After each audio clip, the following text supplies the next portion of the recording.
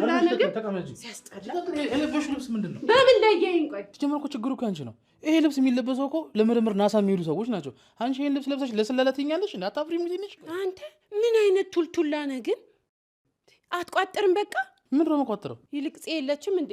ጽ አቅልሻለሁ እኔ ጽ ለማቃጠርማ አንደኛ ነሽ። ጽ ምንድነው ሚና? ውሽ ጎሽ ሰኒም አለች። ምን ነው ምን ፈልገሽ ነው? አንዴ እስኪ አረፍ በሉ። ምን ነግራችሁ ነገር አለ? እኔ ቸኩላለሁ፣ ልሄድ ነው። ብቻ ኩይማ 5 ደቂቃ ከሆነ 5 ደቂቃ ቁጭ በሉ። አይ ኒና፣ እኔ ልሄድ ነው። ኪራን አደራሽ። ግን እቅዳችን ላይ ኒናን ብናካትታትስ? አይ ኒና ያመልጣታል። ምናልባት ደግሞ አመልጧት ኪራ ፊት ልትናገር ትችላለች። ስለዚህ ይቅርብን። እንዴ ቆይ አልገባኝም። ኒና ወሬ መቋጠር መያዝ አትችልም እያላችሁ ነው? ኧረ አይደለም እኮ ምላስሽን ግን መቆጣጠራችሁ። እንደው ሰንዬ ስሞትላችሁ ምን እንደሆነ ንገሩኝ። አንቺ ለወሬ ነው እንደዚህ የምትሆኚው? ኧረ ተይ እንዴ! እኔ እኮ ስለዊን አጣርቼ እኮ ነው ያለውን ነገር የመጣሁት። ጎበዞች እንደሱ ተረጋግታችሁ ብትቀመጡ ይሻላችኋል እኮ። አቋይ እኔ ልጅ ናንቺ ንፍል ደርስ ሴትዮ ነው። የቤተሰብ ጉዳይ ነው ይሄ፣ ባዳ ነው ያካትት። ምን ሰማሽ? ይኸውላችሁ ልጅቷ ከኪራ ምንም አልፈልግም አለች። እንዴት አወቅሽ? እንዴ ብታዩ ስለ ፍቅረኛዋ እየነገረችኝ ነበር። ምንም ባትፈልግ ነው ታዲያ እንደዛ እጇን ሲይዛ ዝም ያለችው? እንዴ እኔ እኮ ያየሁትን የሰማሁትን የተናገርኩት። ባክሽ ጅብም እስከሚበላ ድረስ ነው የሚያነክሰው። እንዴ ታነክሳለች እንዴ? እኔ እኮ ፊቷን ነው ማያት። ስለዚህ ያሰብኩት ነገር በደንብ ይሆናል ማለት ነው። በሉ እሺ፣ አሁን እኔ ነገርኳቸው አይደል? የእናንተንም ንገሩኝ። አይ ያው እንዳይበዛብሽ ቀስ እያልን እነግርሻለን። እንዴ ማለት ያው መድኃኒትሽን በአንድ አትሰጪው። እንዴ ወሬ ነው ለእኔ መድኃኒቴ። ሰኒ ብንነግራት ሳይሻል አይቀርም። ልክ ነሽ ጽናትዬ። ሲጀመር እኮ ትልቅ ሰው እንደዚህ ነው የሚያስበው። ይኸውልሽ ኪራ ምናልባት እንዲያስታውስ ከረዳው ብዬ ገጠር ልሄድ ነው። እንዴ እና ኪራን በምን አድርገሽ ትወስጂዋለሽ? አስጨርሻታ። ይቅርታ እንደዚህማ ማድረግ አልችልም። ይህንን ከማድረግ የራሴ ሃይማኖት ፈጥሬ ለእሱ ተከታይ ማፍራት ይቀለኛል። የእውነት ሰኒ። እንዴ ኧረ ተይ። እሺ በቃ ካላችሁ ግን እኔ ምንም አሪፍ ሀሳብ አይመስለኝም። ጽናት ግን እርግጠኛ ነሻ? አዎ ውስጤ ልክ እንዳደረግኩኝ ይሰማኛል። በቃ እንደውም ኪራ ሳይመጣብን እንሂድ።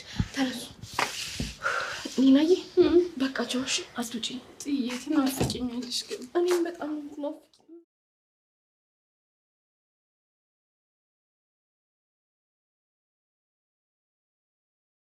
ባለፈው ክፍል እንደተመለከትነው ኪራ በጽናት ተናዶ መጠጥ እየጠጣ ነው። እንዲሁም ዊንታን አግኝተው አብረው አምሽተዋል። በዚህ አጋጣሚ ጽናት ስልክ ስትደውል ዊንታ ነበረች ያነሳችው። ኪራም እኔ አልመጣም ተቃጠይ፣ እኔ እንደተቃጠልኩ በማለት ስልኩን ዘግቶባታል። ጽናትም በጣም ተናዳ ጮሃ ወደ ቤት ገብታለች። ናሆም እና ምህሩ ቤተሰቦቻቸው አናደዋቸው ስለተመለሱ ናሆም አሁን ላይ ምህሩን እያጽናና ይገኛል። በሌላ በኩል የናሆም አባት በጣም ተጨንቀዋል። ቅዱስንም አግኝተው እንዲያረጋጋት መልእክት ልከውታል። እንግዲህ በዛሬው ክፍል ምን ይፈጠር ይሆን የሚለውን አብራችሁን ቆዩ። እንግዲህ ኪራ አሁንም እያስታወሰ አይደለም። የጽናትና የኪራ ነገር የተገላቢጦሽ ሆኗል። አንዳንዴ ጥሩ ሰው ሲሆን፣ አንዳንዴ ደግሞ መለስ ያደርገውና ሌላ ባህሪ ያመጣል። ጽናት በዚህ በጣም ግራ ተጋብታለች። ሳሎን እየጠረገች እያለ ድንገት ይመጣል። ላሳልፍ ስትለው አይ ብሎ ሲያልፍ ወንበር ይመታዋል። ሌላ ስትልም አልፈልግም ይላል። እሺ ብላ ስትሄድ በቃ እንዲህ ነው የምትይኝ ይላል። ከዛ በኋላ እና ታዲያ ሌላ ስል እምቢ አልክ ትለዋለች። የተወሰነ እየተሳሳቁ እያለ መለስ ሲልና ኪራ ወደ ስራ ተመለስ እንጂ የምን መገልፈጥ ነው በማለት ኮስተር ብሎ ስራዋን እንድትሰራ ይነግራታል። እሷም ወይ ጉድ ምን አይነት ሰው ነው አንዴ ሰው አንዴ አውሬ የሚያደርገው? በጣም ግራ ተጋብታለች። እናም ዴቭም መጥቶ እያጽናናት ይገኛል። ዴቭ ስለ ጽናት በጣም ተጨንቋል። እንደዚህ አይነት ሁኔታ ላይ የሆነች በጣም ያሳዝናል እያለ እየተጨዋወቱ እያለ ዊንታ ድንገት ወደ ኪራ ቤት መጣለች። ወደ ኪራ ጋር ስትመጣ ሊና በሩን ከፍታላታለች። ሊናም የተለመደ ተረባዋን ጀምራለች። ሊና ስትናገር ነገሮችን እያስተዋለች ነው። ባይሆን ጣል ለምታረጋቸው ነገሮች በጣም ከባዶች ናቸው። ዊንታ በዚህ ተናዳ ወደ ቤት ገብታለች። ወደ ቤት ገብታም ብቻ እየተብሰለሰለች እያለ ድንገት ኪራ ይመጣል። ኪራም ሴትዮ ጨለሽ እንዴ ብቻሽን በማለት ቀልድ ቢጤ ጣል ያደርጋል። ወይ አንድ ጥያቄ ልጠይቅህ ትለዋለች። እሱም አውቃለሁ የምትጠይቂኝ ጥያቄ ይላታል። ስለ ሴቶች ነው ትለዋለች። ግራ ገብቶኛል አስተያየታቸው ጥሩ አይደለም ስትለው እና በምን አይነት ፊትዩሽ እያለ ቀልድ ቢጤ ጣል እያረገ እያዋራት ነው። እሷ ግን እውነቴን ነው እየነገርኩህ ያለሁት ወደውኝ አይደለም አስተያየታቸው በጣም ያስፈራል እያለች ነው። ከዛም ኪራ አንድ ነገር ልጠይቅህ ትለዋለች። እሱም እሺ ይላታል። እዚህ አካባቢ የሆነ አሪፍ ምግብ ቤት ተከፍቷል ለምን ሄደን አንበላም ብላ ትጠይቀዋለች። እሱ ግን በፍጹም የሴት ገንዘብ አልበላም የሴት ገንዘብ ከሚበሉት ተርታ አይደለሁም አላት። እና ለምን የራስሽን ህይወት አትኖሪም?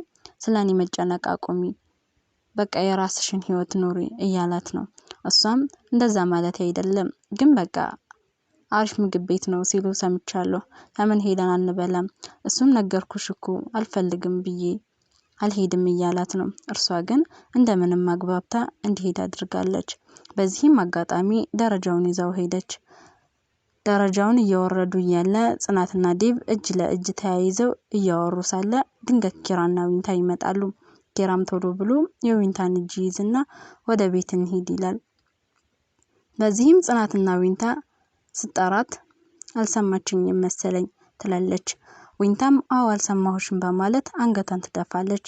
በዚህ መሀልም ዊንታዬ እንግዲህ በቃ እኛም በማለት እጇን ይዝና ይወጣሉ። ዴቭም ጽናትን ከዚህ በላይ መጎዳት የለብሽም እያላት ነው። ምን ላድርግ ብለህ ነው? ዶክተሮቹ ያለፈውን ነገር እንዳትነግሪ ተናግረዋል። እንዲሁም አንዳንድ ትውስታዎችን ብንነግረው እያለ ነው። ጽናት ግን አልደገፈችውም። ከዛም ዴቭ ቅዱስን ለማግኘት ወጥቷል። ከቅዱስ ጋር ሻይ ቡና እያሉ ሳለ ጽናት በጣም እንደጨነቃት ነገረው። ቅዱስም አውቃለሁ ምን ይደረግ ብለህ ነው አለው። ለምን ያለፈ ትውስታን አንነግረውም?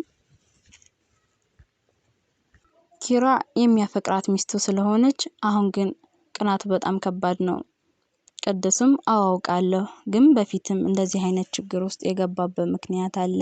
ስለዚህ አሁን ላይ ይህንን ነገር አንስተን የባሰ ነገር እንዳይበላሽ ነው ይለዋል። እሱም አይ እኔ እኮ የጽናት ነገር ስለጨነቀኝ ነው ግራ ገባኝ እኮ በማለት ሁለቱ እያወሩ ነው።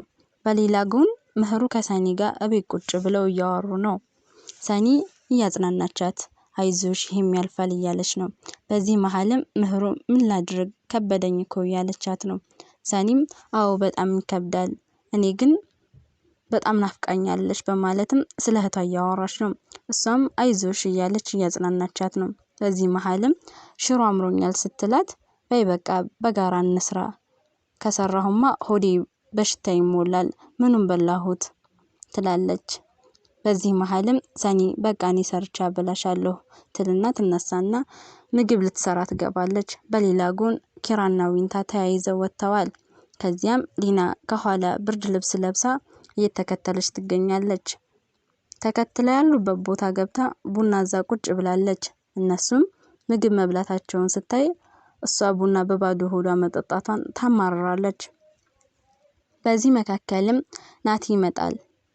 እዚህ ቤት ወይባ መሞቅ ተጀመረ እንዴ ብሎ ብርድ ልብስ ለብሳ ያለችውን ሊና ከጀርባዋ ያሳያቸዋል።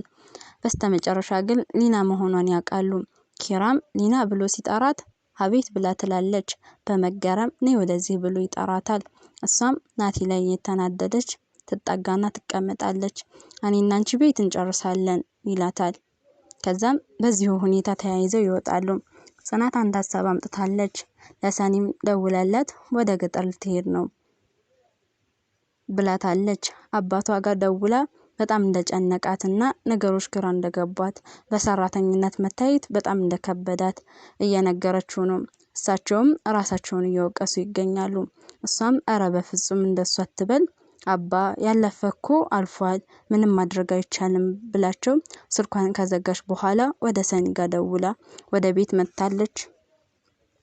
ኪራ ማስታወስ እንዲችል ያለፈውን ማስታወስ አለብኝ እኔ ወደ ገጠር እሄዳለሁ እሱም ተከትሎ ይመጣል መሄዷን ማሰቧን ትነግራታለች። ሰኒም ግን መሄዷን አልወደደችም። ጽናት ይቅርብሽ ተከትሎሽ ባይመጣስ ቢራሳሽሽ የበለጠ አለቻት። ጽናትም አይደለም ልቤ የሆነ ነገር ነግሮኛል እንደሚያስታውስ እርግጠኛ ነኝ። ስለዚህ እኔ ገጠር ሄዳለሁ ተከትሎኝ ይመጣል ብላ ሻንጣዋን አዘጋጅታለች። ሰኒ ግን ይሄ ነገር እንዳላማራት ነገረቻት። ነገር ግን ኪራ ምንም ያለው ነገር የለም። እሷ ሻንጣዋን አዘጋጅታ ወደ ሳሎን ሄደች። እንግዲህ ክፍል 145 ይህንን ይመስል ነበር። እውነት ጽናት ያሰበችው ነገር ተሳክቶ ኪራ ያስታውሳት ይሆን? ገጠር ተከትሏት ይሄዳል ወይስ ከዊንታ ጋር ሌላ ፍቅር ይጀምራል? በቀጣይ ክፍል የምናይ ይሆናል። አብራችሁን ስለነበራችሁ በጣም እናመሰግናለን።